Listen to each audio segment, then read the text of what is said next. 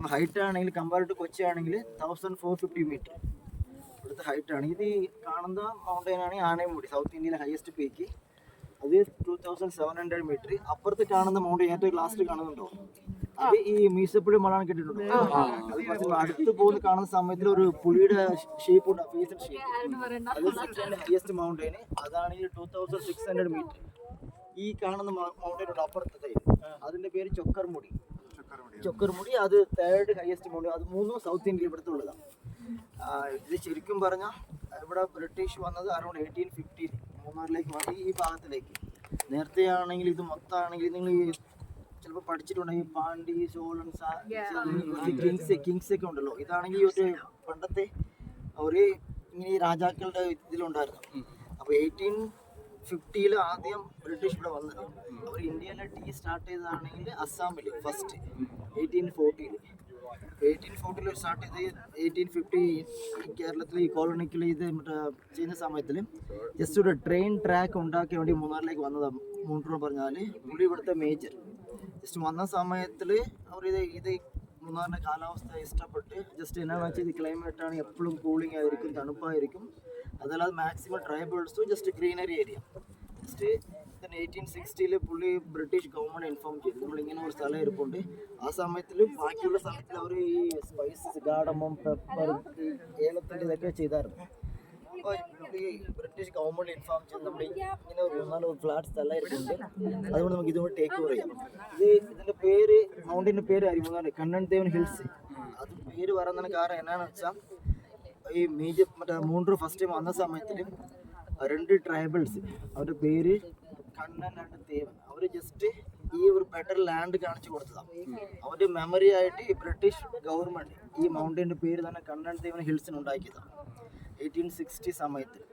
തന്നെ ഇവർ 1860 ഇവിടെ വന്ന് ഇത് ഇവർ ഇഷ്ടപ്പെട്ട്. അപ്പോൾ ഈ ഭാഗമാണ് just control by Kerala Varma എന്ന് പറഞ്ഞിട്ട് കേരളത്തിൽ ഒരു കിങ്ഡം. അപ്പോൾ 1860 തൊട്ടേ ഒരു 10 വർഷം ജസ്റ്റ് 10 ഇയേഴ്സ് ആണെങ്കിൽ ഈ ബ്രിട്ടീഷ് ഗവൺമെൻറ് ഇവരോട് സംസാരിക്കും, ഞങ്ങൾ ഈ ലാൻഡ് ടേക്ക് ഓവർ ചെയ്യാൻ പോവാം, ഇവിടുത്തെ അഗ്രികൾച്ചർ എന്തെങ്കിലും ചെയ്യാൻ പോവാം.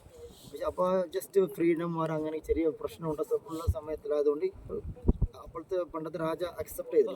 അറൗണ്ട് 1874 മൊത്തം മൂന്നാറാണെങ്കിൽ 1,20,000 hectare acre, 1,20,000 hectare acre per month റെന്റിന് വേണ്ടി കൊടുക്കുക. 3,000 രൂപ പെർ മന്ത്, 3,000 റെന്റും അഡ്വാൻസ് പേയ്മെന്റ് ആണെങ്കിൽ 5,000 ഒരു മാസത്തിന്. 1874 ഇത് ഇങ്ങനെ അഗ്രിമെന്റ് ആയി.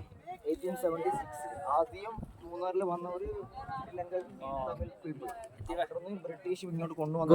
എന്നാന്ന് വെച്ചാൽ ബ്രിട്ടീഷ് ഫസ്റ്റ് ഈ സൗത്തിൽ ഇത് മറ്റേ ഏഷ്യയിൽ സ്റ്റാർട്ട് ചെയ്ത് ടീ ആണെങ്കിൽ ടീ ശരിക്കും കണ്ടുപിടിച്ച് ചൈന. ബ്രിട്ടീഷാണ് ഇവിടെ ശ്രീലങ്കയിൽ ഈ ഭാഗത്ത് സ്റ്റാർട്ട് ചെയ്ത് അവിടെ നിന്നാണ് പീപ്പിൾ ഇങ്ങോട്ട് കൊണ്ടുവന്നത് അറൗണ്ട് 1874-75. പിന്നെ 1875 ആദ്യം പീപ്പിൾ ഇങ്ങോട്ട് കൊണ്ടുവന്നിട്ട് ലാൻഡ്സ്കേപ്പ് ഒക്കെ ഉണ്ടാക്കി. ജസ്റ്റ് ഫസ്റ്റ് ടൈം ഇവരാണെങ്കിൽ സ്പൈസസ് ആണ് ഇവിടെ സ്റ്റാർട്ട് ചെയ്തത്. നിങ്ങൾ സ്പൈസസ് കണ്ടിട്ടുണ്ടാകുന്ന അവസ്ഥയാണ്. ഒത്തിരി മരങ്ങളും സ്പൈസസ് മുകളിൽ സ്പൈസസ് ഏറ്റവും ഷെയ്ഡ് ഓഫ് മോർ വാട്ടർ ഉണ്ടല്ലോ. ഇവിടെയാണെങ്കിൽ എപ്പോഴും വെള്ളം ഉണ്ടാകും, പക്ഷേ ഒരു ചെടിയൊക്കെ നട്ട ശേഷമാണെങ്കിൽ ഭയങ്കര ചൂടും ഉണ്ടാകും. അത്യാവശ്യം ക്ലൈമറ്റാണ്, ചൂടും ഉണ്ടാകുന്ന പല സമയത്ത് രാവിലെ ആണെങ്കിൽ ഭയങ്കര തണുപ്പും കൂടി. സോ 1875 അവർ അണ്ടർസ്റ്റാൻഡ് ചെയ്ത് ഇത് സ്പൈസസ് മൂന്നാറിന് സൂട്ടബിൾ അല്ല. അതിനുശേഷം 1876 സ്പൈസസ് മൂന്നാറിലാണെങ്കിൽ ഈ ഭാഗത്തിൽ ഇങ്ങോട്ട് പോവുകയാണെങ്കിൽ മൊത്തം ടീ ആയിരിക്കും. ഇവിടെ മാക്സിമം 30-40 കിലോമീറ്റർ ആണ്. പക്ഷെ ഇതിൻ്റെ താഴോട്ട് ചൊല്ലുവാണെങ്കിൽ അങ്ങോട്ട് പോവുകയാണെങ്കിൽ മാക്സിമം സ്പൈസസ് ആയിരിക്കും. 1876 to 1895 ഒരു 1876 ആദ്യം ടീ സ്റ്റാർട്ട് ചെയ്ത് 1875 സ്പൈസസ് ആയിരുന്നു. പക്ഷെ 6 മാസം കൊണ്ട് അണ്ടർസ്റ്റാൻഡ് ചെയ്ത് സ്പൈസസ് നോട്ട് സൂട്ടബിൾ ഉള്ളത്. അതിനുശേഷമാണ് 1876 അത് റീപ്ലേസ് ചെയ്തിട്ട് പാർവതിയാണ് ഒരു ഹിന്ദു പേര്. ഫസ്റ്റ് ഒരു 50 ഏക്കർ അവിടെയാണ് ടീ സ്റ്റാർട്ട് ചെയ്തത്.